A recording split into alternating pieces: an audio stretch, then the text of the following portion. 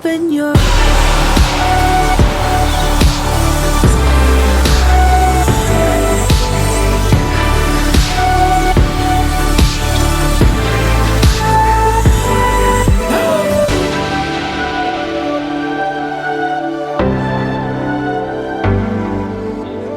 Bienvenue dans le sud de la France, on est à Cannes cette semaine, enfin juste à côté. Je suis venu ici pour couper un petit peu, pour faire du bateau avec les potes, pour faire du foil, du surf volant si vous préférez, avec les potes Julien Fabreau que vous connaissez sûrement et Vincent Trabucco.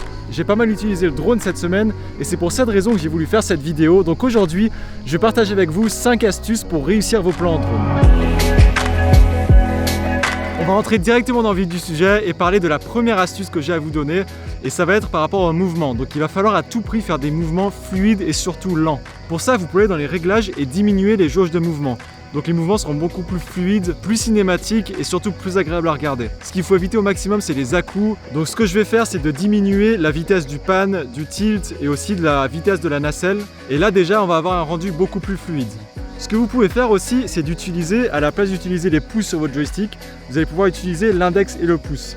Et là, vous allez avoir beaucoup plus de précision dans vos mouvements. Autre chose que j'ai à vous recommander, c'est d'éviter au maximum d'avoir votre drone en stationnaire et de faire un mouvement de gauche à droite. C'est ici que vous allez avoir énormément de flux de mouvement, ça va saccader, le plan n'est pas du tout travaillé, ça fait vraiment un rendu amateur, donc évitez au maximum de faire ce genre de plan. C'est pareil pour une caméra au sol, vraiment un mouvement de gauche à droite, sans recherche, sans rien, ça fait très amateur. Donc évitez au maximum de faire ça. Soyez un peu plus créatif, faites des plans où vous allez avancer tout en baissant la nacelle. Essayez de jouer avec 2 ou 3 mouvements en même temps, mais vraiment évitez de faire ce mouvement de gauche à droite ou de droite à gauche d'ailleurs. Par exemple sur ce plan drone, j'ai 3 mouvements. J'ai un mouvement de haut en bas, un mouvement de gauche à droite et un mouvement de la nacelle de haut en bas. Donc je mixe ces 3 mouvements, mais le tout c'est, une fois que vous avez trouvé votre mouvement, vous bougez plus les doigts, vous laissez 5-10 secondes comme ça, pour vous laisser plus de flexibilité en post-production, mais n'hésitez pas à combiner plusieurs mouvements. Voilà, ça c'était pour les mouvements.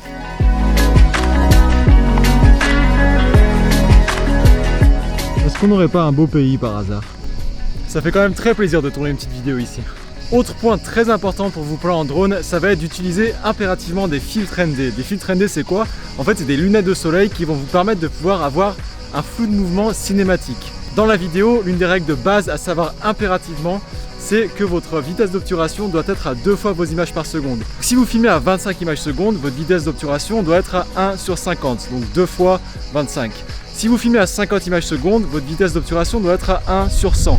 Le problème avec ça, c'est que vous allez très probablement, si vous filmez en pleine journée comme maintenant, avoir une exposition qui est beaucoup trop élevée. Et c'est dans ces cas-là qu'il va absolument falloir un filtre ND. C'est là où vous allez avoir vraiment ce flou naturel que vous voyez à l'œil humain.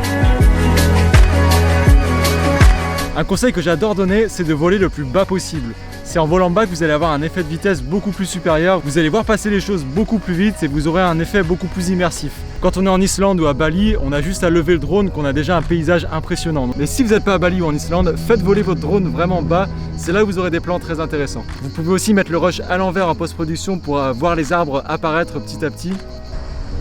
Oh là là, c'est tellement ouf, c'est tellement canon.